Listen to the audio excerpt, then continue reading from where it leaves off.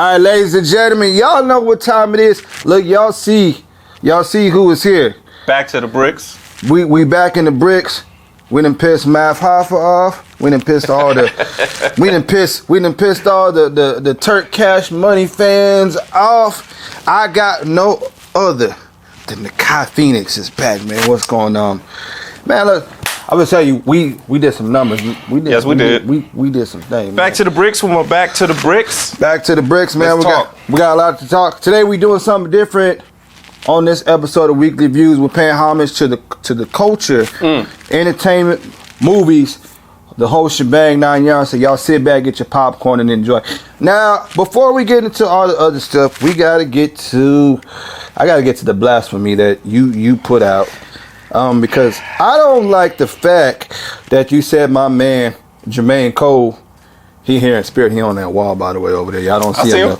Y'all don't see him. You said my man Jermaine Cole does not have a classic project, and I'm gonna let you get your take first before I say why do you say that? He was close. Okay. Forest Hills was close. He don't got a classic. It's not even a perception dog. He don't got a Illmatic. He don't got a Ready to Die. He don't got a Machiavelli. He don't got to Get Rich. Them things do not add up. He's close. He don't got a death certificate. Forest Hills was dope. I give him about four and a half. He is J. Cole is Tim Duncan. He's a champion. He's gonna go down in history. But he's boring as fuck. Come on, dog. And I love him. I love J. Cole, but come on, dog. He's fundamentals as a rapper. He's dope. Fundamentally, he's boring, man. I will have to disagree that he doesn't have a classic project. Because even if you take Forest Hills Drive out of the equation, okay, Born Center. I'm a Cole fan. That's still enough. I feel like that's a classic.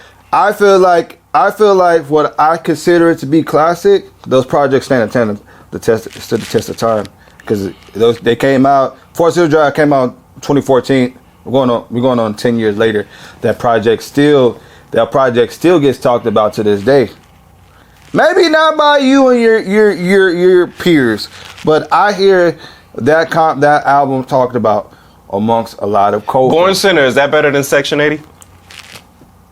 I don't even want to put. Come on now, we talking. If we talking, we talking. Is Born Center better than Section 80? Me personally, I like Forest Hills Drive, so I like Section 80. I don't know. Let's weigh Section 80. Section 80 was dope. Section 80 was dope. Is Born Center better than Section 80? Born Center did have some skips. It did have some skips. See, we talking about classic now. We talk about 5. I'm not saying that he's not close. I'm saying he hasn't achieved 5. He's about 4.5. Project wise. I don't agree with the whole take board. I think that he makes. What's boring about him? His BPM. Sometimes his flow, it's a little sleepy. KOD was. I like KOD, but even the last King Edward, even the last project he put out. See, I'm a flow pattern guy. Like I like the reason why I like Big because his flow pattern. Sure. I like Kendrick, but I feel like J. Cole raps his bars in a way where it gives me a stank face when on Forest Hills Drive when he says the real is back, the veil is back, flow banana here, pill is back. When he rap like, man, sure. That's like, how can you not? I'm not saying he not great. He belongs in the categories with the Royces and everybody else that is fire. They're fire, but you're talking about a classic album. Now, if you're what project are you putting with the ones that are with those albums that are sacred? Yeah. What project does he have that is Stillmatic, Blueprint, Marshall Mathers? Where's he at with that? What album does he have that can stand next to Aquemini? God damn it. What project does he have? Those are some good albums too. Bro, that's the pantheon. When you say classic, you got to sit that project right next to them. Me personally, I always felt Forest Hill Drive was a classic. Like I said, the fact that I could still go back and listen to that album today, like it just came out yesterday, for me, I consider it a classic. I say Drake doesn't have a classic, but he might be closer than J. Cole. And I know that you're an OVO guy at this point. I've seen. Drake, Take Care. I would say nothing is the same as closer than Take Care. Depends on who you talk to, because those albums have mixed reviews. Some people would say I wasn't a Take Care dude, but I feel like Nothing Was the Same was a 4.7. It was like almost undeniable. Both of those albums are good, but when we talk about Drake projects, he can't do no better than Take Care, because that album was a moment. I agree.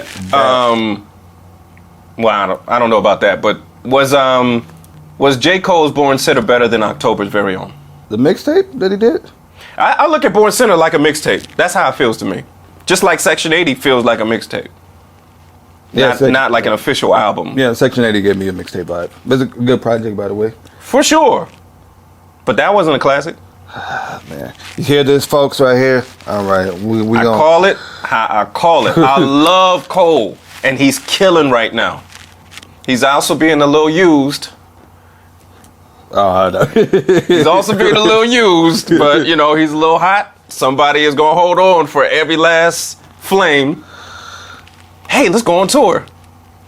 Well, hey, let's do more songs now that you're on a hot streak. Yeah, and before we get off of this subject, but the thing I like about the tour is you got two artists in the. I mean, they don't need to go on tour. They don't need to go on tour together. Sure, but I think it's it's for the culture. I think it's a good look for the culture, because when do we see two artists in their prime go on tour? Like, you got to think about it.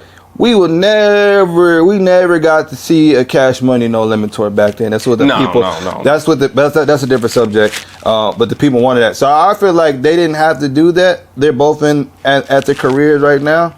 I feel like this is giving the culture what they want. I feel like for Drake, this is like a Sicko Mode moment part 2. The momentum he had with Travis was Sicko Mode, and he took advantage of that.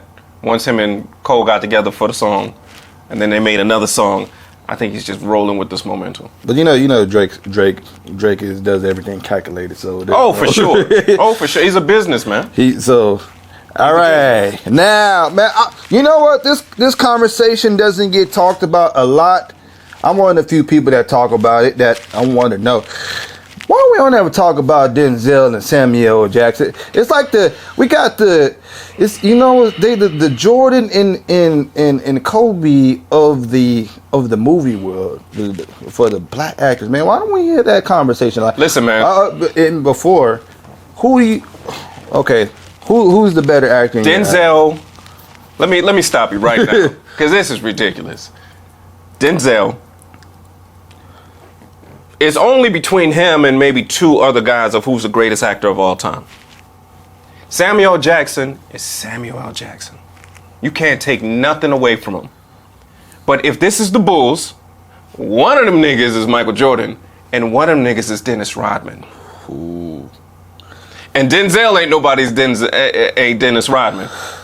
You don't think Samuel L. Jackson could be the Kobe? I think that nobody should listen to Michael Jai White if he's not doing a roundhouse. The only thing that should be heard from Michael Jai White is the sound of his legs when he's doing a roundhouse kick. Nah, they're not on the same level. Both of them great.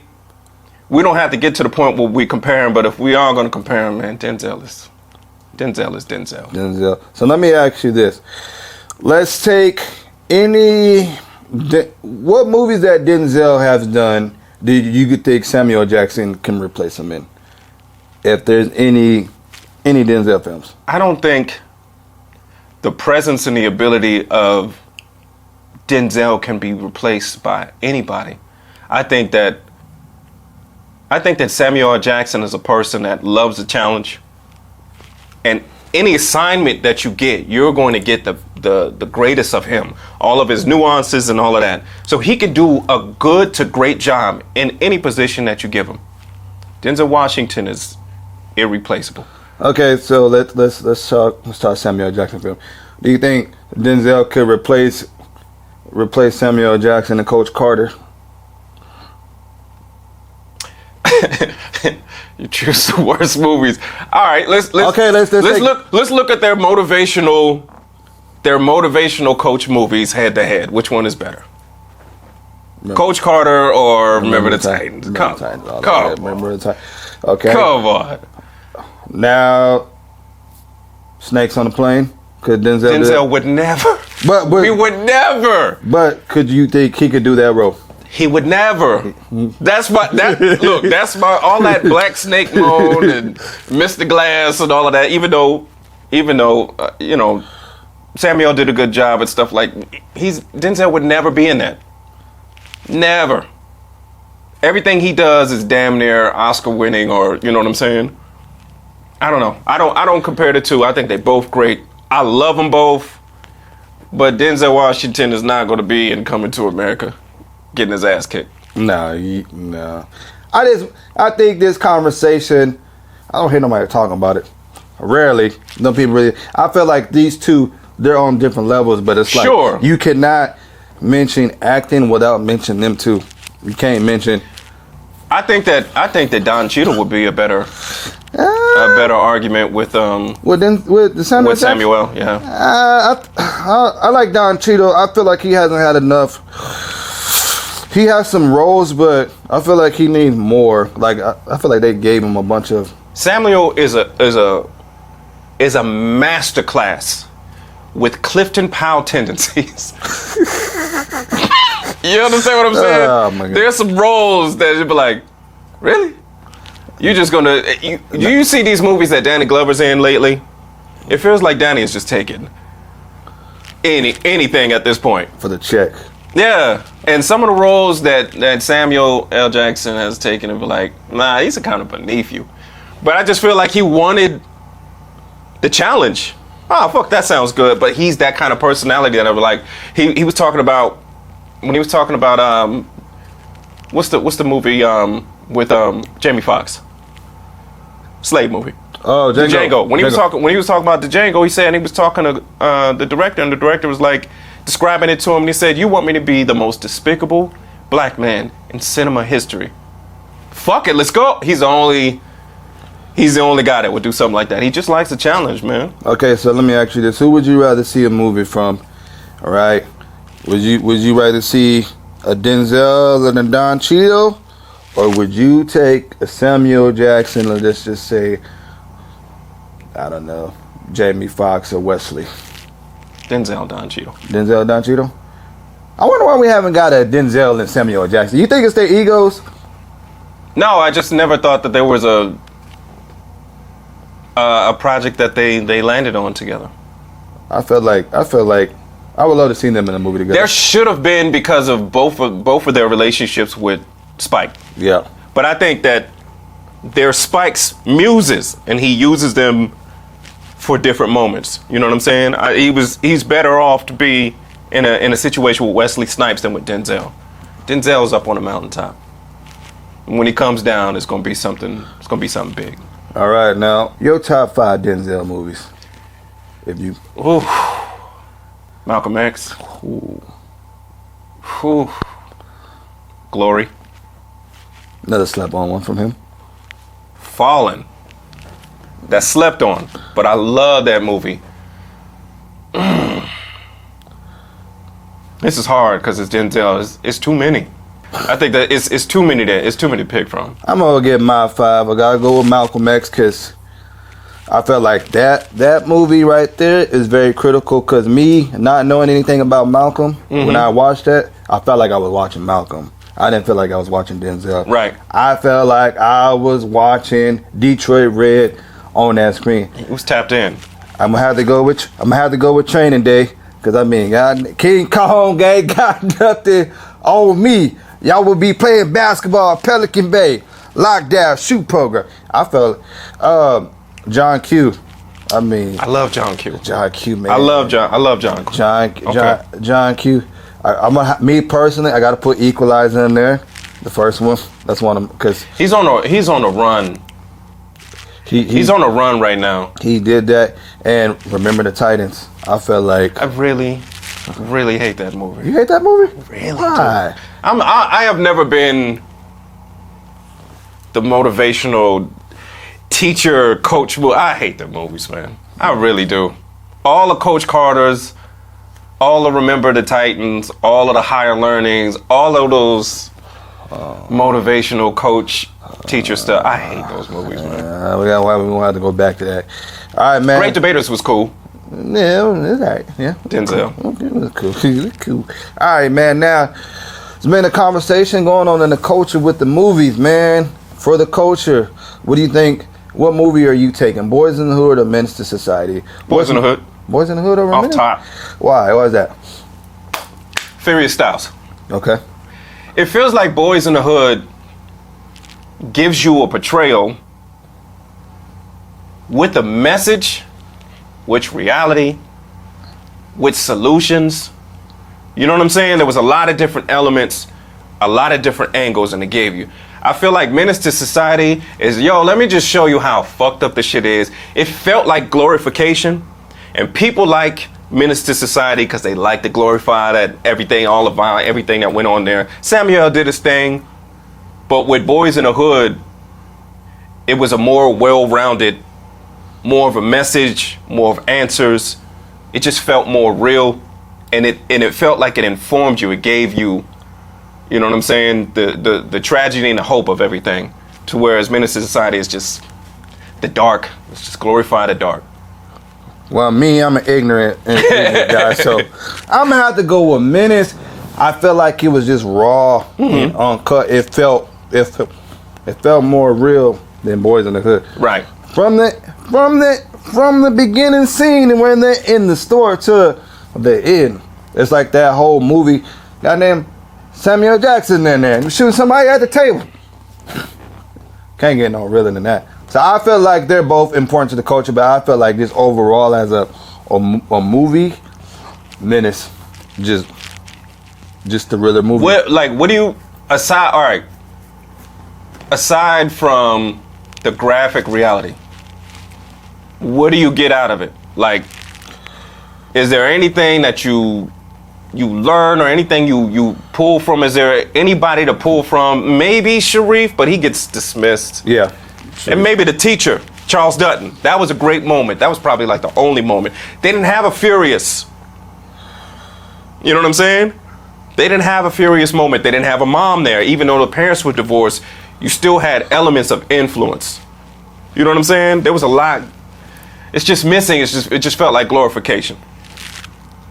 I got a little bit more out of that. I think when you look at Kane versus Trey, Kane was somebody that he didn't want to be a part of that. He didn't want to be a part of that life, but he was a part of his environment. Versus a Trey, his life was kind of already planned out for him. You know, he had the Furious, and he had his mom. Kane had to find his way. Sure. Kane had to find his way, and I think when him seeing Harold get killed, kind of just like it shook him up more. Versus Trey, though, let me out, though. With Kane, they want to know, let me out. You heard what old dog told him? I think if you look at the reality, because if he's not if you look at the reality, although both of them are based on reality. If he wasn't affiliated with anything, like if this is based on California and he wasn't affiliated with anything, and he's not banging anything, if you look at more of what the politics were at California in that time, if you're not banging, you either playing football or you trying to go to college or something like that. That's more BOYZ in the Hood. He got in there because natural feelings, but he knew that wasn't him. So he got out. Didn't nobody judge him because in the politics, hey man, you either playing sports, you hitting them books, or this is the life. And they all in the mix at the same damn time. This is more true to life. R.P. to John Singleton. Rest in peace to legend. The great one. And much love to the Hughes brothers for even putting together a movie like Menace. Speaking of John Singleton, man, Spike Lee. Do you feel like our directors get the I guess the credit that they deserve? I think that they are appreciated. But I think, you know, somebody like Spike Lee, when you look at his whole catalog, he made it a point that I'm going to tell our stories from our perspective, and that's it. That's a hard road to take. You're not going to get your flowers. You're not going to really truly get appreciated because you never stepped into the mainstream. But he dedicated himself, and he produced babies that did the same thing. To do something unpopular or something against the grain, you got to live with what you live with. But if you could look at your legacy, Ryan Coogler's and stuff like that exist because of Spike Lee. Ava DuVernay, Spike Lee. Everybody can trace their lineage to you, and I think for a lot of people that's enough. All you want to be is the person that I'm not going to open these doors. I'm going to kick the shit down, and y'all do it. Sooner or later, you'll realize that a real legacy is that everybody associated with you is successful. Not you personally being successful, but everybody associated with you. Watch them go on being successful, and it can be traced back to you. That's truly what the legacy is about, and not just something that you can just achieve by yourself. Too easy. You know what I'm saying? So I think that that's where Spike is. Spike can sit back and he can see his DNA in everybody. You know what I'm saying? True legacy. You know, one thing I respect about Spike, when Malcolm X came out, he wasn't really worried about the money he made from the box office. No. It was the message that he was trying to get across. You know, I relate to John Singleton more, I guess, in my generation. I guess, you know, the era that I came up in. Him releasing Boys in the Hood and movies like Baby Boy, you know, even Higher Learner, it was like, man, this is that. Even Snowfall. Right. You know, you saw what he did with Snowfall. I felt like he just took, like I said, Spike opened the door. Yep. John Singleton kind of came in there. Then you hear here come the Hughes brothers. Because really, if there wasn't no Boys in Northern Hood, there wouldn't be a Menace. So for sure, it's like, and everybody, you know, everybody took care of each other. Spike saw these guys coming, and he's putting his arms around them. All right, do this, and this. How you do it? And they do it, and they open the doors for everybody else. It just shows the power of if everybody takes care of each other and gives each other information. Somebody's got to hold the torch, hold the door. Somebody's got to give directions. All of them took care of each other. All of them honored each other. Everybody's connected. So yeah, I'm on that right now. Team collective. I think we're missing that black director. I don't think they. We've got a lot. We've got plenty. But we got plenty. But I feel like, I guess maybe because they don't get talked about enough, or they're just not the impact was a Spike. Because you knew a Spike film when it dropped. You got to think about it like this. If you're in a situation where you can only see one, or you can only count them on your hand, that's a bad situation. That means that's all that's allowed. Like, they went through a whole run in the 80s where it's only one at a time. Same thing with the 90s. Whoever is the top black actor, it's only one at a time. When they were in the 80s, we're looking for Eddie Murphy or an Eddie Murphy type. The rest of y'all motherfuckers don't have a chance. It's only one at a time. You don't want it to be in a situation where you can just identify one. Nah, you want it to have many with many different perspectives. If you only have one or a couple, you're in a bad situation. Agreed. Let's talk about the black biopics, man. We had some legendary ones, man. I don't know if we've reached that point yet. Bob Marley's coming next year. Yeah, it is. Michael Jackson's coming next year. I don't know if I don't know. His nephew is going to be playing him. Looks like him. I'm watching all the background footage. I think we got to reserve judgment real quick. Okay. All right. As far as the best thus far, best to date, you've got Malcolm X. You've got Tina Turner. Like, there's been Selma. There's been a lot. There's been a lot of good. There's been a lot of bad. Like Finesse playing Michael Jackson. So I don't think we've seen it yet. I think we've seen the bar. We've seen them set the bar. So I want to see what they're gonna do. I'm really interested in One Love. I can't wait till this Bob Marley. Can't wait. You know, I hope that they do that justice, because you know, a lot of movies we got played by the trailers. You see what y'all did us wrong on All Eyes on Me. Y'all did us wrong on that, man. You knew. No, I did. You had to have known. No, I didn't. Cause you can tell by the trailer, like, oh, I was shit. sold. I was sold on the trailer. Okay, here's what we could say. Rap biopics are trash. Shara Compton was immaculate. Yeah. That was absolutely immaculate. Biggie's was trash. You thought Biggie's Pacs was was trash? trash. No, I like Notorious. Come on. Notorious was good. It wasn't straight out of Compton, but I felt like How many times have you seen it? A lot. Really? Yes. Okay. I watched that movie. I skipped athletics last period to go get tickets from Live Oak. That's high school, right? To go see. No, because that's how important those movies are to me. I had to go. I didn't do that with no other movie. When's the last time you watched it as an adult? Probably like a month or two ago. Same. I still watched it. I still feel the same about the movie. Okay. You can't. Okay, so we take the ones that we've seen. What do you think are in the top 5? Tina Turner, Malcolm X, Selma. I don't know where you put Ali. I don't know where you put Hurricane, but if you've read Reuben Hurricane Carter's book, it was a great biopic. So, the heavy hitters are always there. I feel like I like Ali, but it's a good movie. No, I'm not taking it. No, I'm an Ali fanatic, so I think I'm up and down with it. I think a movie like that. Oh, Ray, excuse me. Please let me not disrespect Ray like that. Let me not. But I think what saved Ali was Jamie Foxx. Because if you know who Boondini Brown is, Jamie Foxx was amazing. He did good in there. I think he saved that. I feel like when we talk about Ali, a movie like that has to be a series, because it didn't feel rushed, but it was kind of like I didn't really get enough out of that film for Ali's life at that time when I seen it. I feel like an issue is sometimes for certain stories we need our own personal voices. It's like Denzel was saying, they asked him, I forget what film it was, why did they have to have a black director? Couldn't anybody do a great job? And he was like, yeah, everybody can do a great job, but certain things are cultural. He said, we know what it smells like on Sunday morning when your mom is doing a hot comb on your sister. That's just cultural.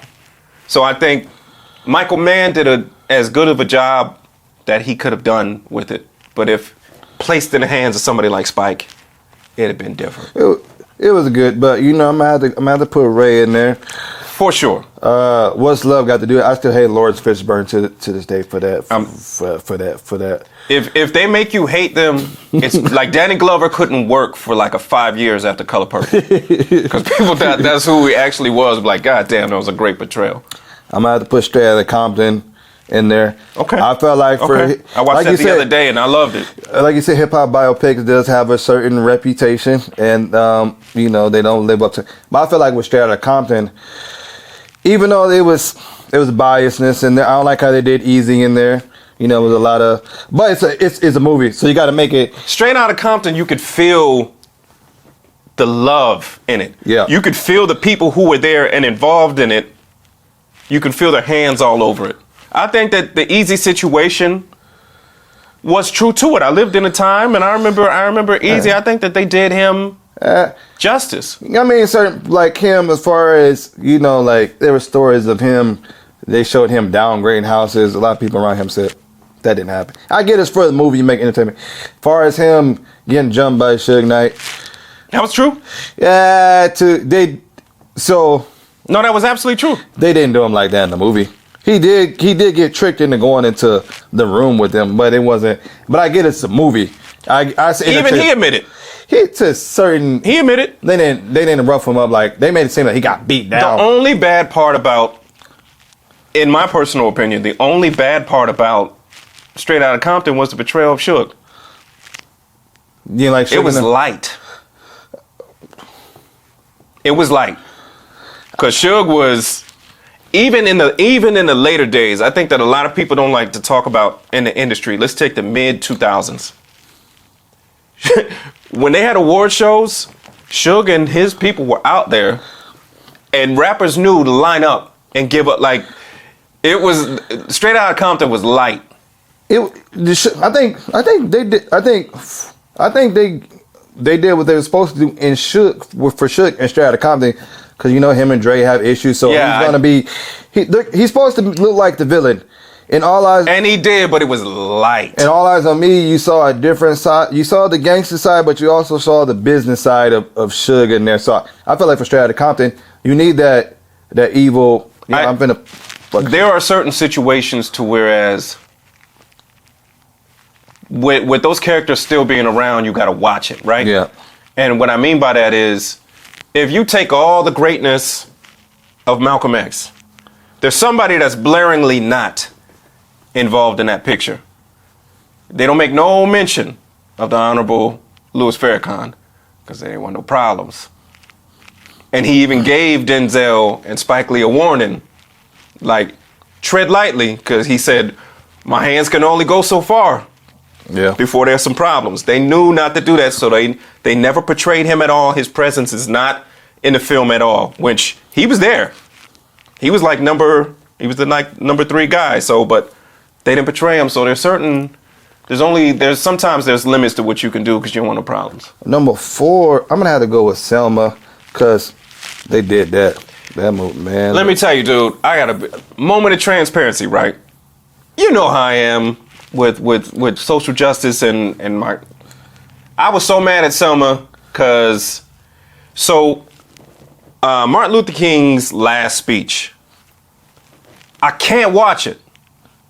I cannot watch it. Like, it's amazing, but you know that he knew. You know what I'm saying? And basically, his last speech is a farewell speech.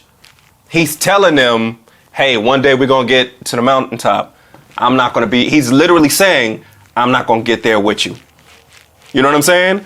And he even talks about, he makes a comment, and when he's talking about, I've heard about the threats that's going on right now with some of our white brothers and sisters. He was like, but I'm not worried about none of that. I don't fear no man. And then he ends the speech by saying, mine eyes have seen the, you know what I'm saying? I cannot watch that because it kind of makes me, they not supposed to have that in a Selma movie.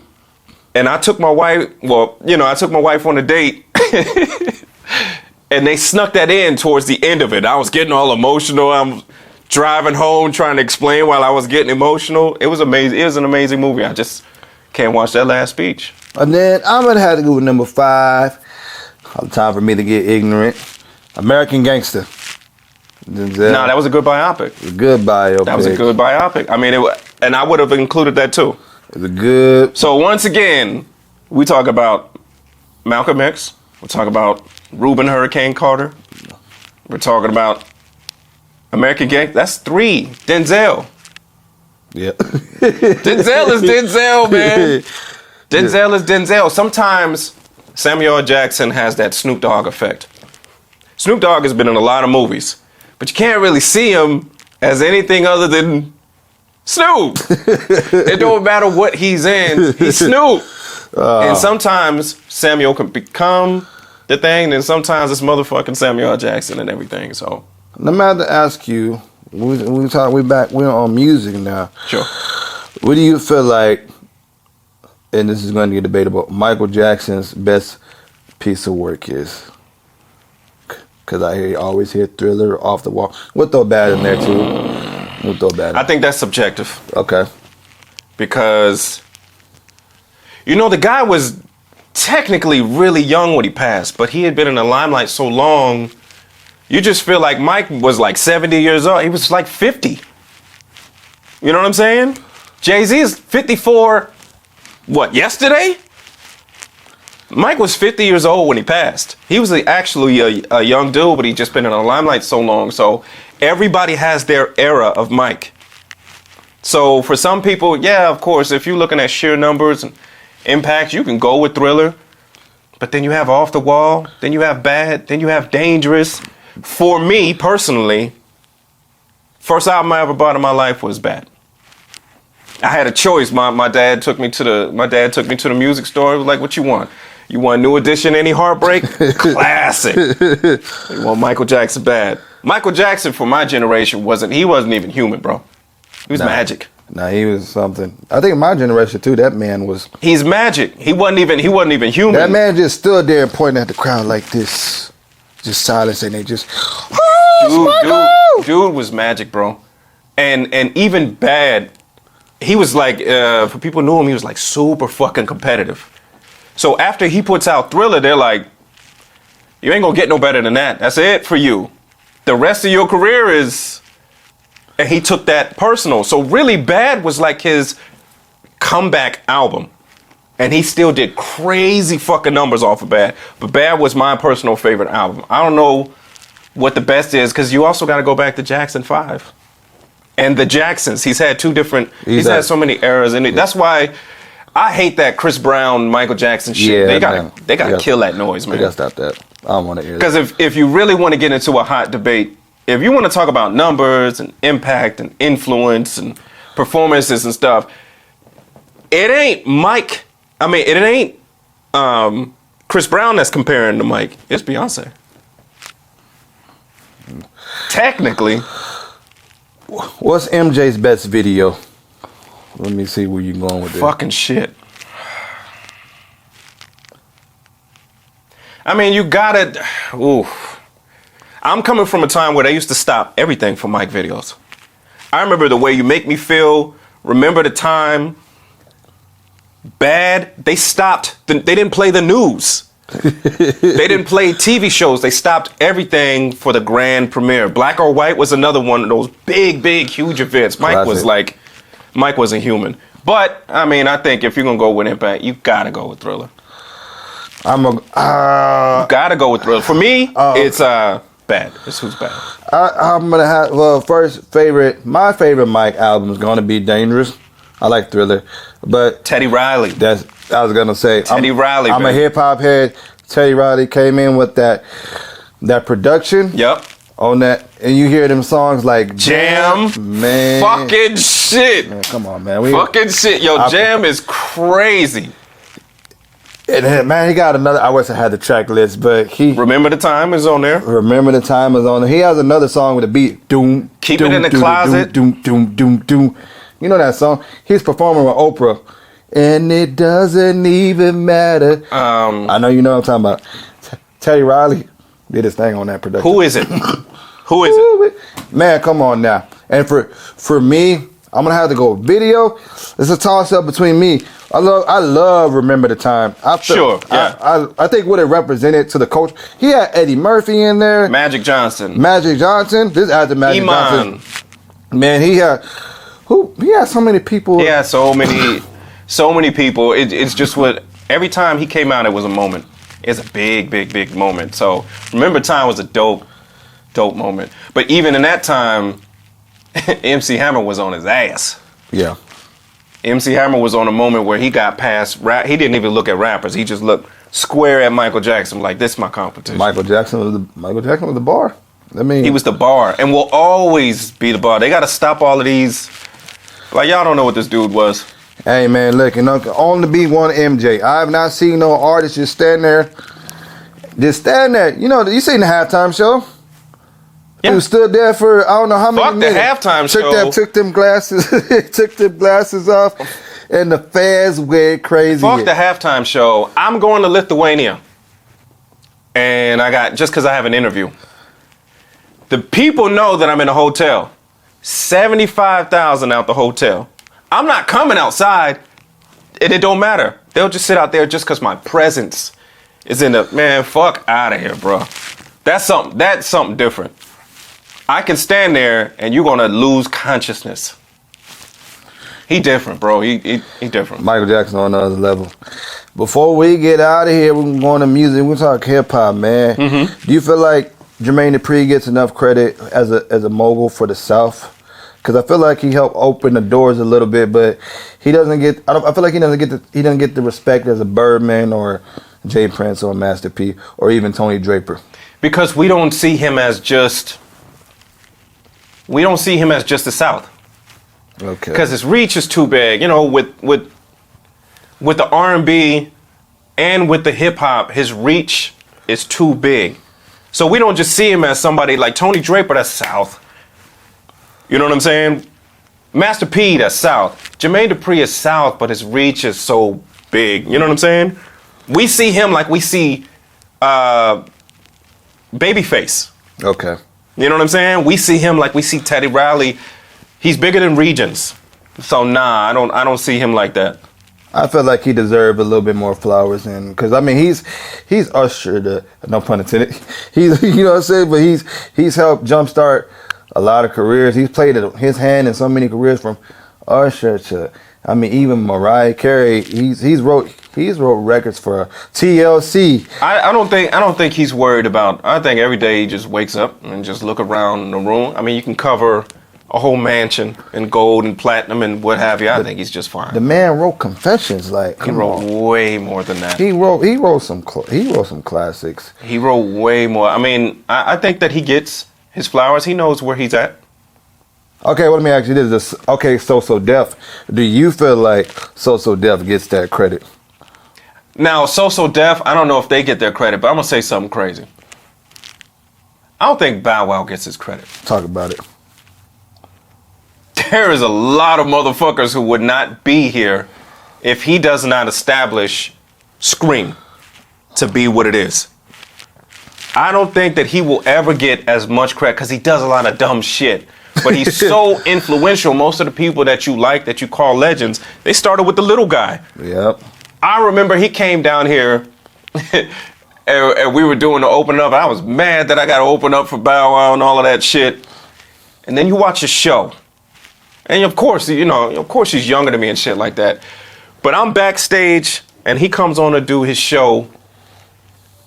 Professionalism, his show, the way he's got it done. I remember just feeling the wind of the screams. I'm backstage when he touches the stage, like just all of the screams. You could feel the wind of it. And you're like, God damn. He sees this shit every night, and then watching his show, it's professional. You just sort of look at it like, damn, I gotta step my shit up. So I don't think he gets enough credit for what he did, and all the people that were with him, including Chris Brown, who was like, it was Bow Wow. Chris Brown, I mean, B2K, and Trey, all of them. And let's not mention, we know why Master P and them did Lil Romeo. Oh, of course, we know why. But we never took him in. And a lot of people don't forget, Bow Wow was part of Death Row.